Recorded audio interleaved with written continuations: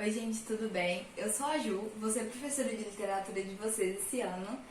Eu queria avisar que eu tive um pequeno probleminha com a primeira parte desse vídeo, então vou precisar... o vídeo vai ter duas partes, assim, vocês vão perceber.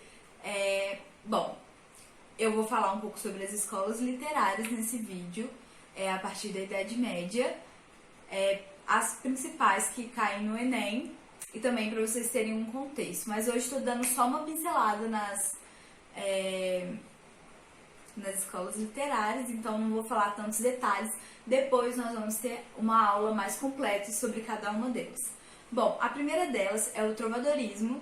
Ele acontece na Idade Média, ele não é um movimento organizado, ou seja, você não pode falar, o autor tal e o livro tal. Na época, a maior parte da população nem sabia ler. Então não tem livros do trovadorismo.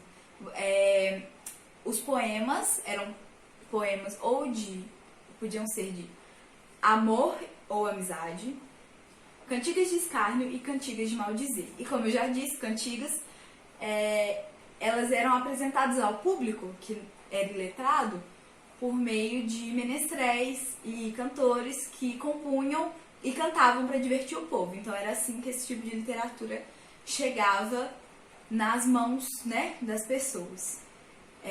Foi o primeiro, apesar de não ser um movimento muito organizado, foi a primeira, assim, vamos dizer que tinha as mesmas características e aconteceu na mesma época, no mesmo lugar, que é a Europa medieval. Então, a partir de agora, vocês ficam com a segunda parte do meu vídeo. Bom, o humanismo, ele se caracteriza, ele está na época, saindo da Idade Média, na época do Renascimento, e ele se caracteriza por uma forte assim, paixão pelo homem, pelas habilidades do homem. E um dos principais livros que a gente pode destacar, um dos principais autores, é o Dante Alighieri, e sua obra A Divina Comédia. Por que chama comédia se não é engraçado? Porque na época só existia tragédia e comédia. Então, se não é tragédia, é comédia. Comédia.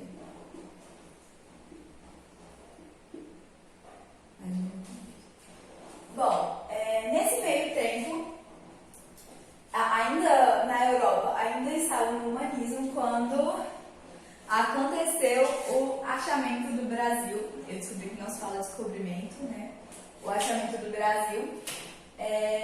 E então acontece o quinhentismo, que não chega também a ser um movimento, porque ele se compõe de cartas e documentos sobre a nova terra, sobre o Brasil.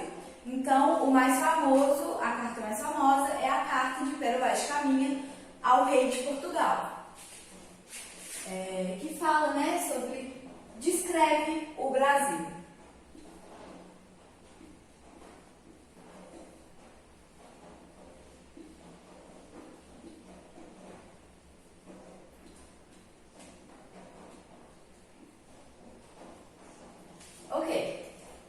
Depois disso, vem o classicismo, que é uma vontade da Europa de retornar à glória greco-romana. Então, eles tentam retomar muitas características dos poemas de Roma e da Grécia. E sua principal obra em Portugal é Os Lusíadas, de Camões, porque é uma aventura épica, mas que não se passa na Grécia, não se passa em Roma, ela se passa em Portugal, claro. E traz heróis e histórias bem parecidas com com os heróis gregos, com o que se tinha na Grécia. Então, do classicismo, a gente tem Camões com Os Lusíadas.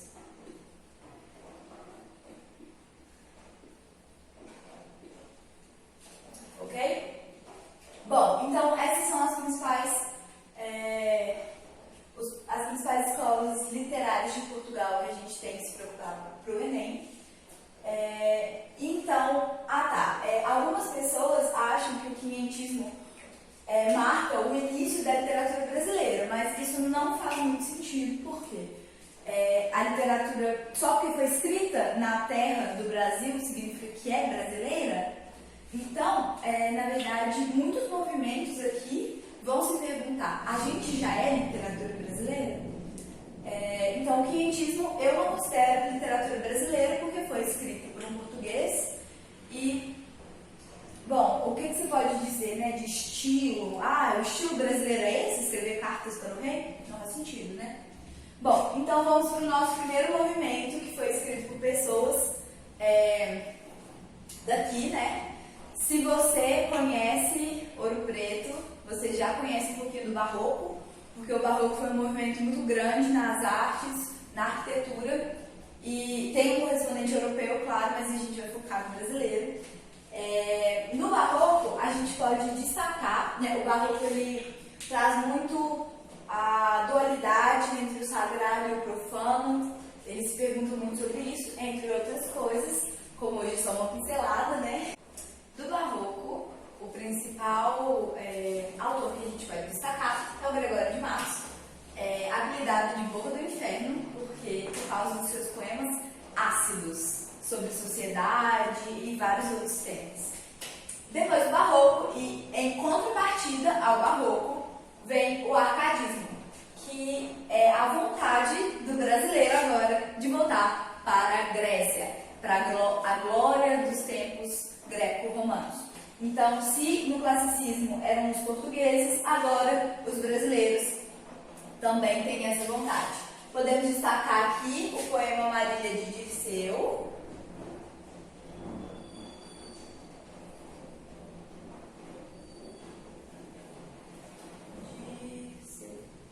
que é uma das obras mais importantes do arcadismo. Depois do arcadismo vem o conhecidíssimo romantismo. Bom, o romantismo ele pode ser dividido em 3 fases. Na primeira fase era o romance indianista. Alencar, né, José de Alencar tem um grande peso no romance indianista, com o Guarani e Iracema, mas ele também escreve alguns outros livros, Senhora, Lucila, etc., mas os mais importantes são os indianistas.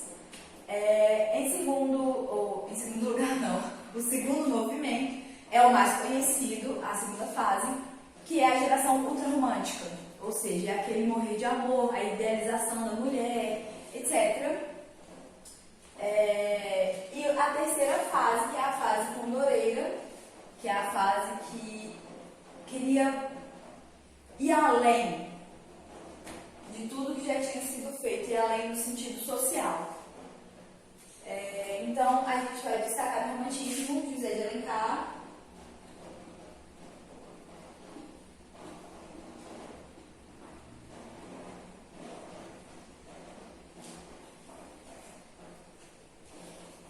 Álvares de Azevedo, um de cada fase. E Castro Alves, com seu poema Navio Negreiro, que é muito bom, recomendo. Bom, depois do romantismo, veio o realismo, que também é muito conhecido por causa de um escritor chamado Machado de Assis, que é por muitos considerado o maior escritor, né, da literatura brasileira. Bom, o realismo veio para dar um tapa na cara e mostrar como é que as coisas são, de verdade. Então, não tem mais essa idealização da mulher do romantismo, tanto que em Dom Casmurro, a protagonista Capitu, né, pra mim ela é a protagonista. O protagonista mesmo é o Bentinho, mas enfim. Ele sempre duvida, né, da fidelidade da Capitu, etc. Então, realismo, a gente pode destacar Machado de Assis.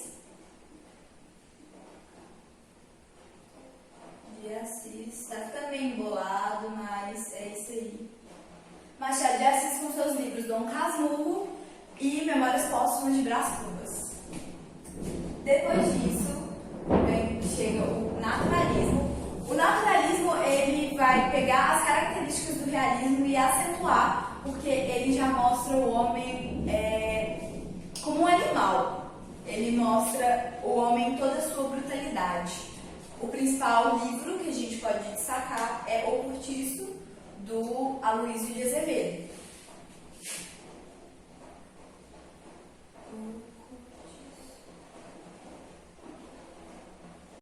Depois disso vem o parnasianismo, que vai ser marcado pela volta dos sonetos, né? Enquanto nesses dois movimentos, realismo e naturalismo, não tem preocupação com beleza ou, muito pelo contrário, quer mostrar aquela realidade brutal, o parnasianismo quer resgatar as formas e por isso a forma, né, clássica reaparece, que é os sonetos.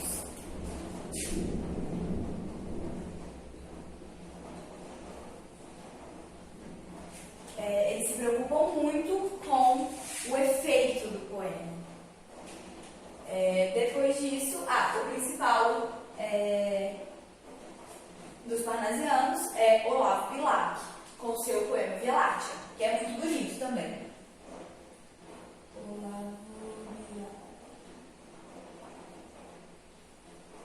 Depois disso, nós vamos para o simbolismo, que é caracterizado por poemas cheios de efeitos dramáticos. O seu principal autor é o Cruz de Souza.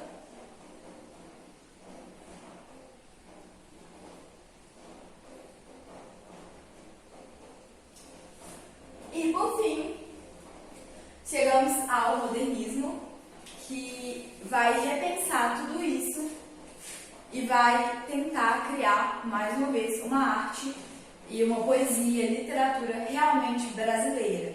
Então, eles querem ter o resgate, não o resgate, mas eles querem finalmente produzir uma coisa que seja nossa, que seja a nossa cara e tudo mais. E no modernismo é até difícil escolher só um autor, então eu vou citar alguns. Manuel Bandeira, Mário e Oswald de Andrade, Carlos Drummond de Andrade, que é super importante, é o autor mais cobrado no Enem. Clarice, Guimarães Rosa, João Cabral de Melo Neto, Murilo Mendes, etc. Todos esses fizeram parte do movimento modernista e foram realmente muito importantes. É legal dar uma atenção para eles, principalmente para o Carlos Drummond de Andrade. Então, não vou nem escrever aqui porque são muitos. E chegamos também na literatura contemporânea. Bom, depois disso, depois do modernismo, a gente parou de mexer com isso de escola. Claro que talvez um dia alguém chegue e classifique. Não, essa época foi tal escola, pode até dar um nome. Mas hoje a gente vê a literatura como uma coisa muito mais livre. Hoje você pode usar qualquer recurso aqui, que ninguém vai te julgar. Você pode também criar coisas novas que ninguém vai te julgar, né? Isso a gente deve muito ao modernismo. Então, é isso. Para finalizar, eu gostaria de indicar alguns livros para vocês lerem durante o ano, que eu acho que podem ser muito interessantes. Bom, para começar, como eu já disse, Carlos Drummond de Andrade, qualquer coisa dele vai te ajudar. Os dois livros do Machado de Assis, eles são muito bons, não são difíceis, não são muito grandes e são coisas que vocês vão poder usar na redação com certeza, que é o Dom Casmurro e Memórias Póstumas de Brás Cubas. Além disso, eu também recomendo que leiam Vidas Secas, porque também dá para usar muito na redação e, bom, é um livro muito importante. Vocês devem ter ouvido falar disso durante o ensino médio muitas vezes. Então, Vidas Secas, Memórias Póstumas de Brás Cubas, Dom Casmurro e Carlos Drummond de Andrade. Bom, por enquanto, durante o ano pode ser que eu indique mais livros. Então, gente, por hoje é só. É nóis. Vejo vocês depois. Não gostei de ter falado de nóis, mas enfim. Tchau, tchau.